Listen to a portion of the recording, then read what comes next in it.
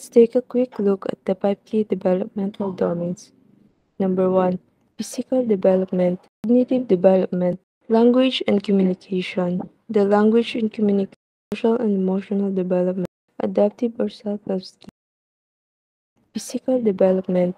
The physical domain covers the physical growth and changes that occurs in the body over time. This includes increases in height and weight as well as improvements in muscular strength and coordination. Cognitive development. Cognitive domains refers to different areas or categories of mental functioning. These are used in psychology, neuroscience, education, and healthcare to assess and understand how people think, learn, remember, and solve problems. Language and communication.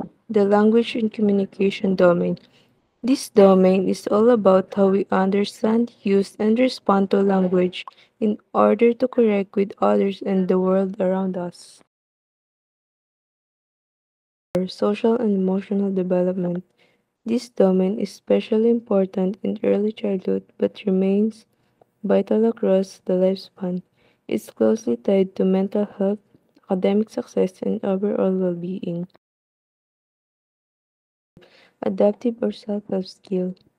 Adaptive skill is also called self help skill, daily living skill, or functioning skill. These are the practical, everyday abilities people need to function independently in their home, school, workplace, and community.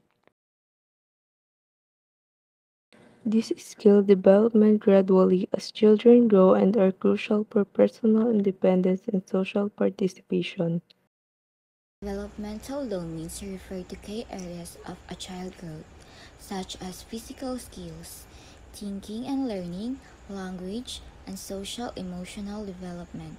Every child develops at their own pace, influenced by factors like age, genetics, and environment.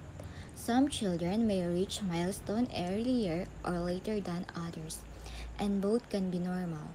Understanding these domains help us better support each child's unique needs and recognize when additional support may be helpful.